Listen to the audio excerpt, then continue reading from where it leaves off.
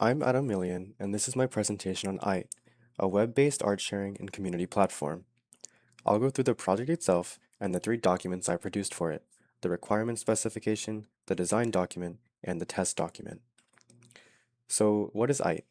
The name is a portmanteau of art and site.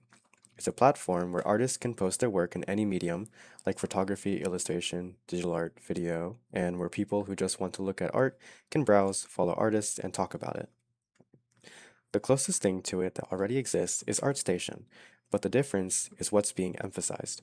ArtStation is built around professional portfolios, while Aite is built around community.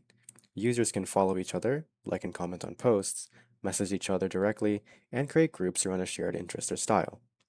There's one thing I want to make a note of. Aite is currently in the design phase. It hasn't been implemented, so everything I'm showing you today is documentation and design, not the actual application. I produced three documents for this project, and they were written in an order, each one building on the last.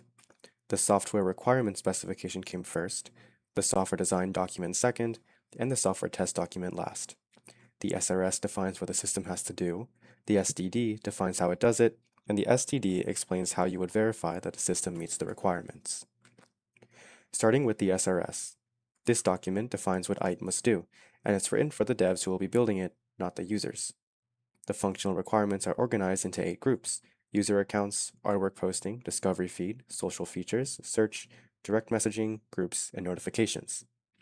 In the documents, I intentionally specified failure paths, not just the successes, like what happens if someone registers with an email is already taken, or what happens if a file is the wrong format. This ended up making it a lot easier to write test cases later on. Alongside those, there are 6 non-functional requirements. These are essentially just qualities that the system needs to have. The performance requirements are as follows: pages load in under 2 seconds, and uploads finish in under 10. Security covers HTTPS everywhere, hash passwords, and protection against the OWASP top 10. Usability means the interface should be easy to navigate without documentation, on both mobile and desktop. And reliability targets 99.5% uptime with regular backups. Moving to the design document. This is the overall architecture. Aite follows a client-server model. On the left, the client side is a React frontend running in the user's browser. It talks to a Node.js backend API over HTTPS, and that backend handles all the business logic and is the only thing that touches the database directly. The database is PostgreSQL. Running alongside the API is a WebSocket server, which handles the real-time features, direct messages, and notifications. On the right are the external services. Google Cloud hosts the application, Google Cloud Storage holds all the uploaded media, and Cloud CDN delivers it. Google OAuth handles single sign-on, and a third-party email server sends the emails. This is the class diagram. It shows the major classes in the system and how they relate to each other. Rather than go through all of them, look at the user and post.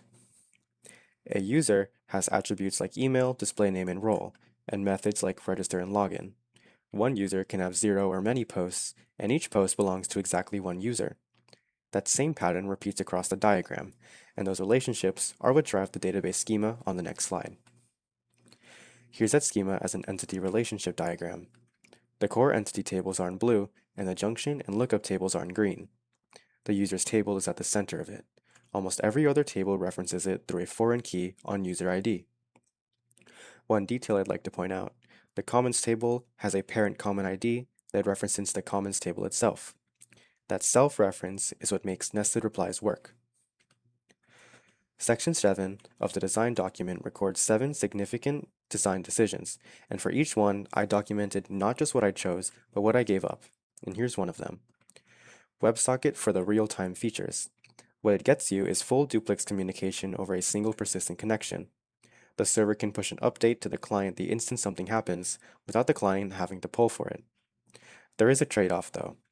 Maintaining persistent connections adds complexity to the backend and uses more server resources than a plain REST API. For a platform where messaging and notifications are core features, I thought it was worth it. The third document is a software test document. First, the constraint. Coverage is specified here, but no test has been executed. Aite hasn't been built, so every number on this slide is a count of what has been written, not what was run. 13 test cases are specified. They cover all 45 functional requirements, plus 4 of the 6 non-functional ones. Now, the SRS listed its requirements as unnumbered bullets, which makes traceability impossible. So the STD assigns identifiers, FRACC for user accounts, FRPSD for posting, and so on. And 2 non-functional requirements are excluded. Scalability needs a real user base that doesn't exist. Maintainability is a property of source code. You assess it by code review, not by running a test. The approach is bottom up. Unit testing is step 1. Individual functions and modules in isolation using Jest with the database and external services mocked out. Step 2 is integrating testing, verifying that data passes correctly between the front end, the back end, database, and the external services using Supertest and Postman.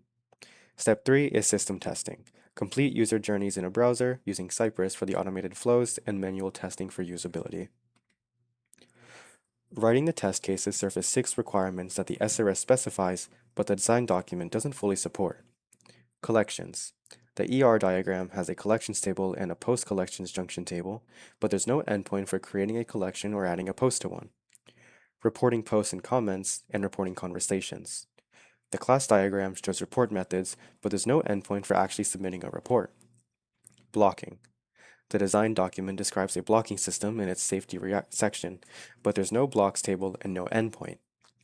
Moderator appointment. There's an appoint method on the group class and a role field in group members, but again, no endpoint. And tag pages, which are only partially supported. The search endpoint takes a tag filter, but there's no dedicated route for a tag page. None of these are defects because there's no code yet. There are gaps between the 2 documents, and I only found them by trying to write a test for every requirement and discovering there was nothing to test against.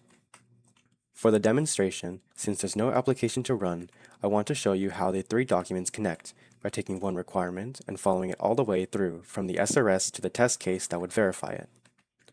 We'll start here. Section 3.1 of the SRS, the artwork posting group. Users will be able to upload files in JPEG, PNG, GIF, WebP, TIFF, and MP4. The first thing that the test document does with that requirement is give it a name. In the traceability matrix, it becomes FRPSD01, upload in 6 supported formats. The right-hand column lists the test cases that cover it. TCPST01 is the one that verifies it directly, and TCNFR01 and TCNFR03 exercises it as well. Now the same requirement in the design document. This is the post component.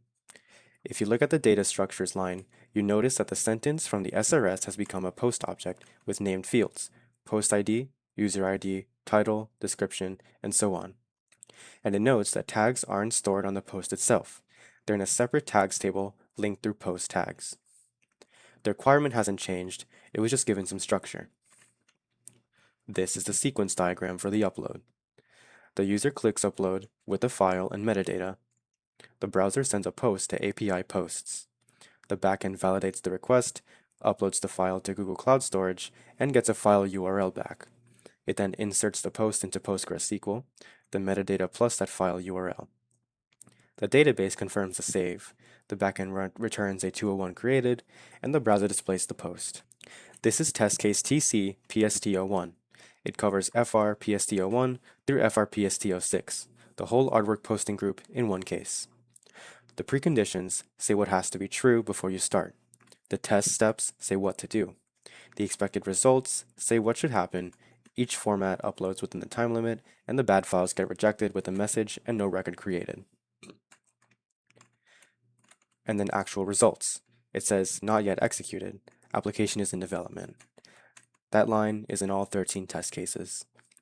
All 45 functional requirements trace through the documents the same way. So what did the process show? Every requirement in the SRS turned out to be testable.